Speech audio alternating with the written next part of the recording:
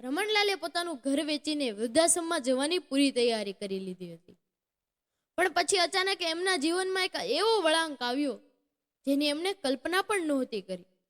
અને આ વળાંક લાવનાર બીજું કોઈ નહીં પણ એમની નવી આવેલી વહુ હતી. પણ એવું તે શું બન્યું, ચાલો જાણીએ. રમણલાલ એકદમ સીધા માણસ હતા. એક ગામમાં એમનું વર્ષો જૂનું એક નળિયાવાળું મકાન હતું. આ માત્ર ઈંટો અને સિમેન્ટનું મકાન નહોતું, પણ એમની આખી જિંદગીની યાદોનો ખજાનો હતો. 2 વર્ષ પહેલા જ એમની ધર્મપત્ની સવિતાબેન કેન્સરની ગંભીર બીમારીમાંથી આ દુનિયા છોડીને ચાલ્યા ગયા હતા.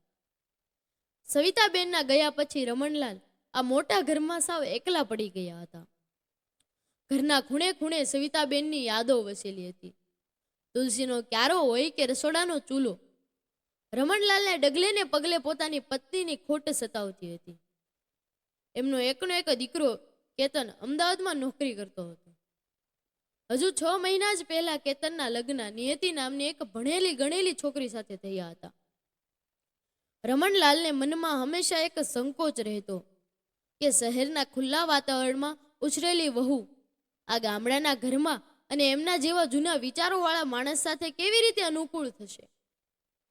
દીકરાની નવી જિંદગીમાં પોતાની કોઈ દખલગીરી ન થાય એટલે તેઓ કેતનથી હંમેશા થોડું અંતર જાળવીને રહેતા.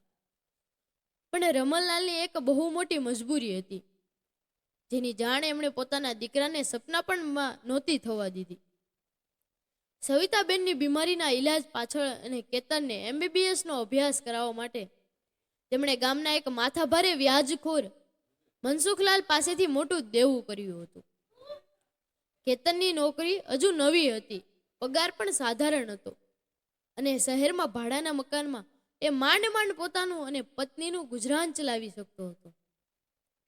રમણલાલ ક્યારેય નહોતા ઈચ્છતા કે દીકરાના માથે જિંદગીની શરૂઆતમાં જ દેવાનો પહાડ તૂટી પડે. અહીં ગામડે દિવસ રાત વ્યાજનું મીટર ફરી રહ્યું હતું અને મનસુખલાલ અવારનવાર ઘરે આવીને રમણલાલને અપમાનિત કરી જતો.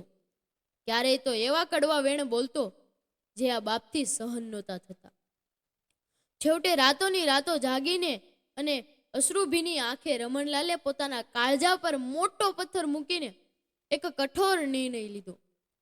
તેમણે પોતાનું ઘર, જે તેમણે સવિતાબેન સાથે સોનેરી દિવસો વિતાવ્યા હતા, તે ઘર વેચી મારવાનો સોદો પાકો કરી લીધો.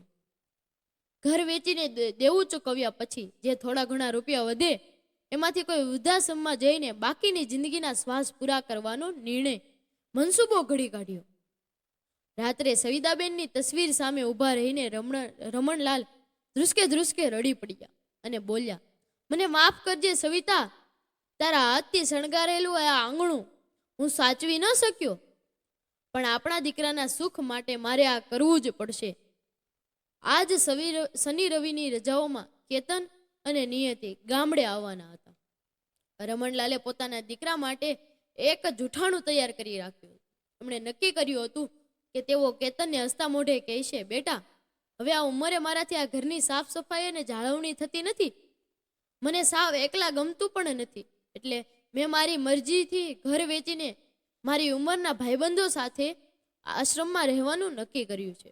તું મારી જરાય ચિંતા ન કરતો. પિતાની આ બલિદાન ભરેલી સ્ક્રિપ્ટ તૈયાર હતી. શનિવારે સવારે એક ટેક્સી આવી અને રમણલાલના ફરિયામાં ઊભી રહી. કેતન અને નિયતિ હસતા ચહેરે ગાડીમાંથી નીચે ઉતર્યા. દીકરાને વહુને જોઈને રમણલાલે પોતાના આંસુ ગળી લીધા અને ચહેરા પર બનાવટી સ્મિત લાવી દીધું. એમણે હસભેર બંનેને આવકાર્યા. કેતન તો પિતાનું હસતું મોઢું અને ઉત્સાહ જોઈને એકદમ નિશ્ચિત થઈ ગયો. એણે લાગ્યું કે પિતાજી એકદમ મજામાં છે, પણ નિયતિની આંખો કંઈક અલગ જ જોઈ રહી હતી. શહેરની આ દીકરીની નજર અને સંવેદના એટલી પારખું હતી કે એણે રમણલાલના એ હસતા ચહેરા પાછળ છુપાયેલી ભયંકર ઉદાસી, ઘરના એક ખૂણામાં પડેલી પેક કરેલી જૂની ટ્રોલી બેગ, રમણલાલની પાણી આપતી વખતે ધ્રુજતી આંગળીઓ તરત જ પકડી પાડી. પિતાના ખોટા સ્મિત પાછળનો ડૂમો વહુની નજરમાંથી છટકી શક્યો નહીં. એના મનમાં એક જ ખાતરીની ઘંટી વાગી ગઈ કે કંઈક તો એવું છે જે આ ઘરમાં અંદરખાને સળગી રહ્યું છે અને પિતાજી એમના દીકરાથી બહુ મોટી વાત છુપાવી રહ્યા છે. સાંજનો સમય હતો, જમવા બેઠા ત્યારે કેતન પોતાના કામની, શહેરની દોડધામની અને ભવિષ્યના પ્લાનિંગની વાતો મોટા ઉપાડે કરી રહ્યો હતો. રમણલાલ માત્ર હા બેટા, બહુ સરસ, ખૂબ જ પ્રગતિ કરજે કહીને વાતોમાં સાથ આપી રહ્યા હતા. પણ એમનો કોળિયો ગળે ઉતરતો નહોતો. પિતાની આ બેચેની કેતન નોંધી ન શક્યો, કારણ કે તે પોતાની જ દુનિયામાં, પોતાની જ ખુશીમાં મસ્ત હતો. પણ પત્ની તરીકે નિયતિની નજર બહુ બારીક હતી. એણે જમતી વખતે જોયું કે પિતાજી વારંવાર દિવાલ પર લટકાયેલી સવિતાબેનની તસવીર સામે જોઈ રહ્યા છે અને નિશાસા નાખતા હતા અને પરાણે હસવાનો પ્રયત્ન કરતા હતા. રાતના 12 વાગ્યા હતા. આખું ઘર શાંત હતું, પણ નિયતિની આંખમાં ઊંઘ નહોતી. એને સતત કંઈક અજુગતું લાગી રહ્યું હતું. પાણી પીવા માટે તે ધીમે પગલે રસોડા તરફ ગઈ. અચાનક એણે રમણલાલના રૂમમાંથી ધીમો ડુસકા ભરતો અવાજ સાંભળ્યો. રૂમનો લાકડાનો દરવાજો સહેજ ખુલ્લો હતો.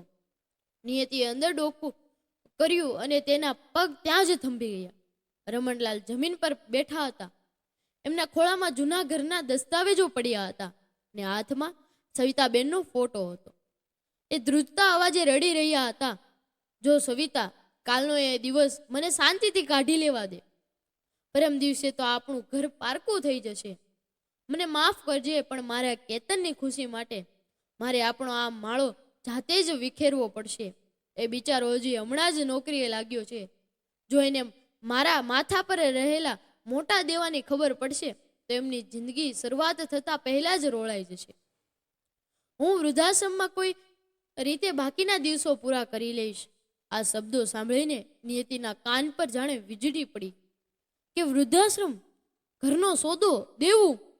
એ સમજી ગઈ કે પિતાજી કોઈ બહુ મોટી મજબૂરીમાં ફસાયા છે. તે ચૂપચાપ પોતાના રૂમમાં પાછી આવી ગઈ, પણ આખી રાત એ પડખા ફેરવતી રહી. એમના મનમાં વિચારોનું વાવાઝોડું ચાલતું હતું. જે બાપે પોતાના દીકરાને ભણાવવા માટે અને પત્નીને બચાવવા માટે બધું જ લૂંટાવી દીધું, એ બાપ આજે દીકરાને જરાય પણ આંચ ન આવે એટલે અનાથની જેમ વૃદ્ધાશ્રમ જવા તૈયાર થઈ ગયા હતા. બીજા દિવસે સવારે કેતન પોતાના ગામના જૂના મિત્રોને મળવા બહાર ગયો. ઘરમાં હવે માત્ર રમણલાલ અને નિયતિ જ હતા. નિયતિએ 2 કપ ચા બનાવી અને પિતાજી પાસે ખાટલા પર બેઠી. રમણલાલે ફરીથી ચહેરા પર એ જ ખોટું સ્મિત લાવવાનો પ્રયાસ કર્યો અને બોલ્યા, લાવ બેટા, મારી વહુના હાથની ચા પી લો. પિતાજી, નિયતિએ બહુ શાંતિથી પૂછ્યું, તમે કેતનની અને મારાથી શું છુપાવી રહ્યા છો? રાત્રે મેં તમારી બધી વાતો સાંભળી લીધી છે. આ ઘર વેચવાની અને વૃદ્ધાશ્રમ જવાની મજબૂરી શું છે? આ સાંભળતા જ રમણલાલના હાથમાંથી ચાની રકાબી છૂટી ગઈ. છનનન કરતો અવાજ આવ્યો અને રકાબીના ટુકડે ટુકડા થઈ ગયા. એમનો ચહેરો સાવ ફીકો પડી ગયો. એમણે ક્યારેય વિચાર્યું નહોતું કે એમનું આટલું મોટું રહસ્ય આટલી જલ્દી પકડાઈ જશે. એમણે કાપતા હાથે નિયતિની સામે હાથ જોડ્યા અને કરગરતા અવાજે બોલ્યા, બેટા, મારી લાજ હવે તારા હાથમાં છે. ગામના મનસુખલાલનું 15 લાખનું દેવું મારા માથે છે. તારી સાસુની કેન્સરની બીમારીમાં અને કેતનના MBBSના ભણતરમાં મેં આ રૂપિયા વ્યાજે લીધા હતા. હવે વ્યાજ એટલું વધી ગયું